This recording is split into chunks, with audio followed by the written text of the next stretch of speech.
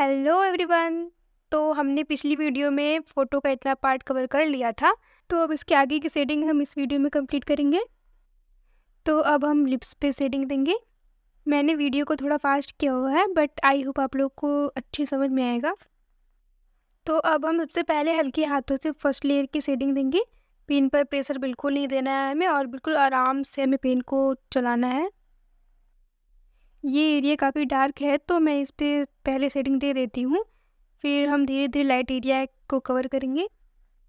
अगर आप लोगों ने मेरा पिछला वीडियो नहीं देखा है तो आप लोग पहले उसे देख लीजिए, मैं उसका लिंक डिस्क्रिप्शन में दे दूँगी। अब फर्स्ट लेयर के बाद इसे और डार्क करेंगे। उसके लिए मैं इसके ऊपर और शेडिंग दे रही हूँ। हमें शेडिंग को डार्क टू लाइट एरिया में ही देना है। मैं धीरे धीरे डार्कनेस को और बढ़ा रही हूँ और पेन को बिल्कुल लाइटली चला रही हूँ। हमें पेन पे प्रेशर बिल्कुल नहीं देना है। पेन पर प्रेशर हमें उसी पार्ट में देना है जो एरिया बिल्कुल डार्क है। बाय द वे हमें एकदम लाइटली पेन को मूव करना है। मैं बार बार पेन को लाइटली यूज़ करने के लिए बोल रही हूँ, क्योंकि ये एक पेन ड्राइंग है। अगर थोड़ा सा भी पेन डिस्टर्ब हुआ तो फिर हमारी पूरी पेंटिंग ख़राब हो जाएगी। मैं जो पार्ट बना रही हूँ उसका रेफरेंस फ़ोटो मैंने स्क्रीन पे लगा रखा है, तो आप लोगों को अच्छे समझ में आ रहा होगा कि मैं कैसे शेडिंग दे रही हूँ और हमें कौन सा पार्ट कितना लाइट रखना है या फिर कौन सा पार्ट कितना डार्क रखना है। ये चीज़ आप लोग को अच्छे समझ में आ रहा होगा। हमारा पेन या पेंसिल पे काफ़ी अच्छा कंट्रोल होना चाहिए, और ये कंट्रोल तभी आएगा जब हम ज़्यादा से ज़्यादा प्रैक्टिस करेंगे, क्योंकि वीडियो देखने पर से कुछ नहीं होने वाला है जब तक हम खुद से प्रैक्टिस ना कर लें। अभी हम धीरे धीरे पेन की लेयर को और बढ़ा रहे हैं। लिप्स के बीच का एरिया थोड़ा लाइट है तो हम उसे लाइट में, और इसके जो साइड का एरिया है थोड़ा डार्क है तो हम उसको डार्क रखेंगे। आप लोग ध्यान से देखिए कि मैं सेटिंग कैसे दे रही हूँ। मैंने इसका फर्स्ट लेयर लिप्स के डायरेक्शन में दिया था, और अब इसकी डार्कनेस को बढ़ाने के लिए फिर मैं हैचिंग मेथड से और लेयर को बढ़ा रही हूँ। लिप्स पे भी कुछ हाईलाइट एरिया है तो हमको उसको ध्यान में रख के शेडिंग देना है।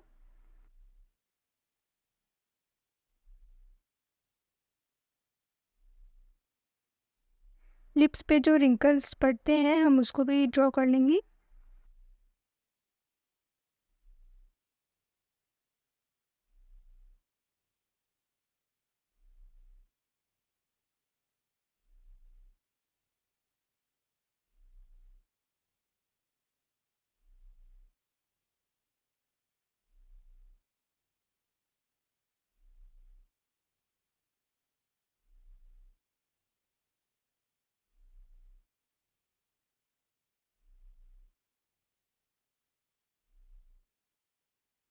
अब हमें यहाँ भी ऐसे ही शेडिंग करना है।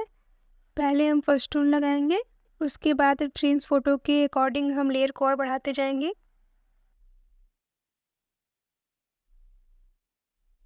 लिप्स पर हाईलाइट एरिया है तो हमें वहाँ पेन के स्ट्रोक को नहीं लगाना है।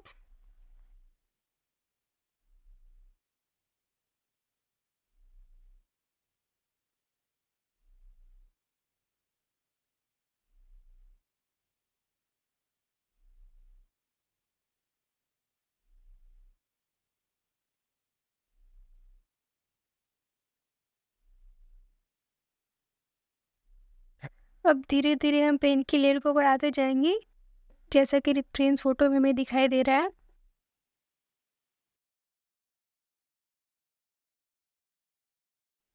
और लिप्स हमारा कंप्लीट हो गया है।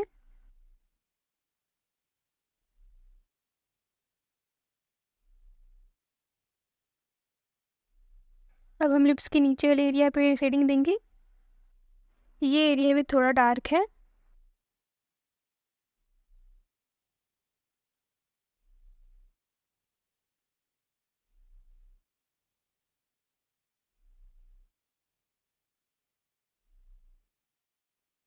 अभी लिप्स पर छोटे छोटे हाईलाइट दिखाने के लिए मैं स्क्रैपर का यूज़ कर रही हूँ। आप ब्लेड का भी यूज़ कर सकते हैं, क्योंकि पेन से इतने छोटे छोटे हाईलाइट दिखाना थोड़ा मुश्किल है, इसलिए हम ये तरीका यूज़ करेंगे। तो अब हमारा आईज़, नोज़ और लिप्स तो कंप्लीट हो गया है, तो अब हम फेस की शेडिंग करेंगे। तो स्टार्ट हम फोरहेड से करेंगे। सेम प्रोसेस है, पहले हल्के हाथों से लाइट शेडिंग, फिर उसके बाद सेकेंड, थर्ड, फोर्थ लेयर को लगाते जाएंगे। हमें लेयर बाय लेयर शेडिंग करना है, तभी हमारे पोर्ट्रेट में स्मूथनेस आ पाएगा।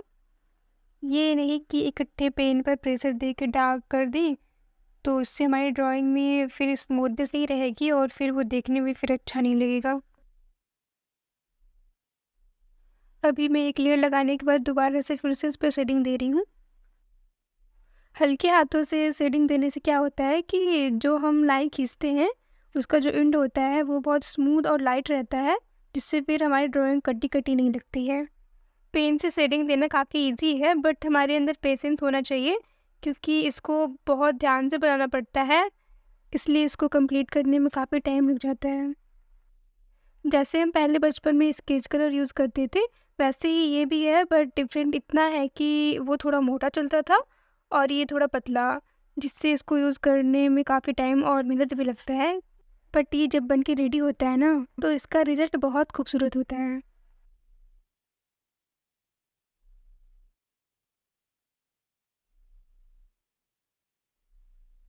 फोरहेड का ये जो लाइट वाला पार्ट है वहाँ हम शेडिंग देंगे, बट बहुत कम ही शेडिंग देंगे क्योंकि ये एरिया लाइट तो है पर ज़्यादा नहीं है, इसलिए हम इस पर थोड़ा शेडिंग देंगे। आई थिंक मेरे बोले ज़्यादा अगर आप इसे ध्यान से देखते हो कि मैं कैसे पेन के स्ट्रोक को लगा रही हूँ और डार्कनेस को कैसे बढ़ा रही हूँ, तो आपको ज़्यादा समझ में आएगा। क्योंकि मैं जो पार्ट बना रही हूँ उसका रियल इमेज भी मैंने लगा दिया है, ताकि आप लोग को समझ में आए कि मैं शेडिंग कैसे कैसे दे रही हूँ। क्योंकि अगर आप लोग रेफरेंस फ़ोटो को देखेंगे तो आप लोग को और अच्छे समझ में आएगा कि कैसे शेडिंग देना है। और बाकी तो मैंने बता ही दिया है कि हमें पेन को बिल्कुल लाइटली मूव करना है और डार्कनेस के लिए हम एक लेयर के ऊपर दूसरी लेयर को लगाते जाएंगे जब तक कि हमें सेटिस्फाइंग रिजल्ट नहीं मिल जाता। पोर्ट्रेट बनाते टाइम सबसे ज़्यादा इम्पॉर्टेंट होता है कि फ़ोटो में लाइट और डार्क एरिया को एब्जॉर्ब करना, कि कौन सा एरिया कितना डार्क है और कौन सा एरिया कितना लाइट है। क्योंकि जब तक हमें ये नहीं पता चलेगा कि हमें कितना डार्क करना है कितना लाइट करना है, तब तक हम अच्छे से सेटिंग नहीं कर पाएंगे। इसलिए रेफरेंस फ़ोटो को एब्जॉर्ब करना बहुत ज़रूरी है। और बाकी प्रैक्टिस तो करना ही है, बिना प्रैक्टिस के कहाँ कुछ होने वाला है। अब आप लोग ध्यान से देखिए कि मैं कहाँ पे कैसे सेटिंग दे रही हूँ। मैं जितना पेशेंस से बना रही हूँ आपको भी उतना ही पेशेंस के साथ देखना है, तभी आपको समझ में आएगा। ये चिक एरिया थोड़ा सा हाईलाइट है तो हम इस पर कम ही सेटिंग देंगे। हमारे फेस पे कुछ एरिया ऐसे होते हैं जो हमेशा हाईलाइट रहते हैं, जो कि सबको पता होना चाहिए अगर आप आर्टिस्ट हो तो।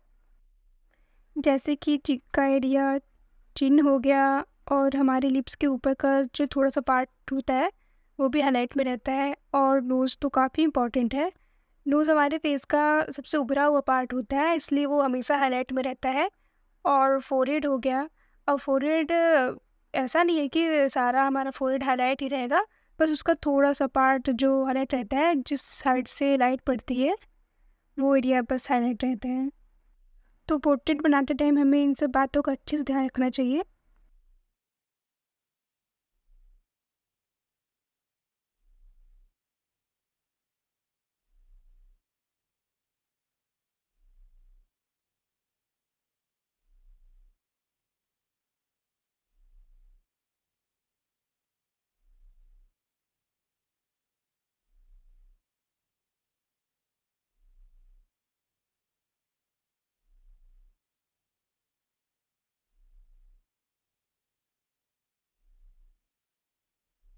अभी हमारे एक साइड का फेस तो कंप्लीट हो गया है, अब हम दूसरी साइड शेडिंग देंगे।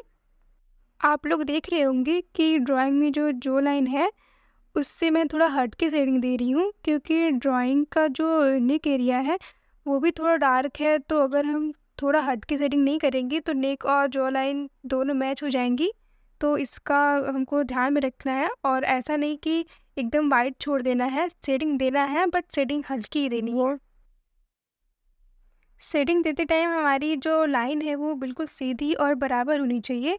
ये नहीं कि कैसे भी हम आड़ी टेढ़ी तिरछी लाइन खींच दें, नहीं तो फिर वो देखने में बिल्कुल भी अच्छी नहीं लगेगी। आप लोग देख सकते हो कि मैं जो स्ट्रोक लगा रही हूँ वो बिल्कुल सीधी सीधी और बराबर लाइनिंग जा रही है मेरी। अब रेफरेंस फ़ोटो के अकॉर्डिंग हम डार्कनेस को धीरे धीरे और बढ़ाएंगे। पेन से ड्राइंग करने का एक अलग ही मज़ा है, क्योंकि इसमें पेंसिल या कलर पेंसिल के जैसा झंझट नहीं होता है कि बार बार पेंसिल चेंज करो, शार्प करो या फिर ब्लेंड करो। इसमें तो बस एक पेन उठाया और पूरी ड्राइंग कंप्लीट हो गई। अब इतना पतले पतले स्ट्रोक से फुल शेडिंग देना, वो भी बिना स्मजिंग किए, तो थोड़ा तो टाइम टेकिंग होता ही है।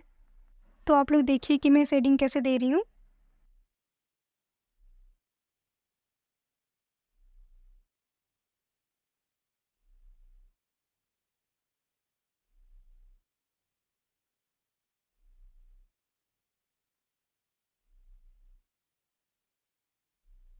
जहाँ पे हल्की शेडिंग देना है वहाँ पे हम कम स्ट्रोक लगाएंगे, और जहाँ पे हमें डार्क शेडिंग देना है वहाँ पे हम स्ट्रोक की लेयर को और बढ़ाते जाएंगे।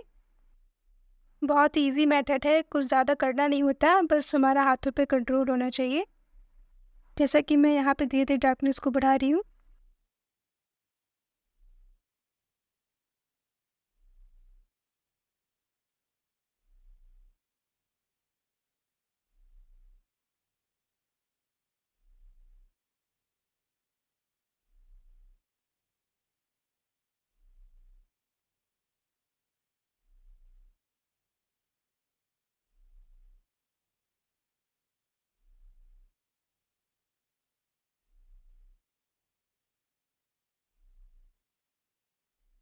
मुझे रेफरेंस फ़ोटो में जैसे जैसे लाइट डार्क दिख रहा है, मैं वैसे वैसे ही पेन के स्ट्रोक को लगा रही हूँ। तो आप लोगों को ये ट्यूटोरियल कैसा लगा, आप लोग ज़रूर कमेंट करके बताइएगा।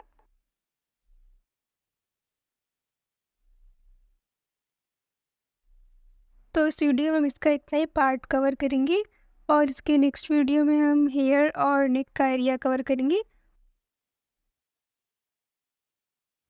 तो फेस का एरिया हमने कवर कर लिया है। अब मिलते हैं हम इसके नेक्स्ट और लास्ट पार्ट में। तब तक के लिए बाय बाय।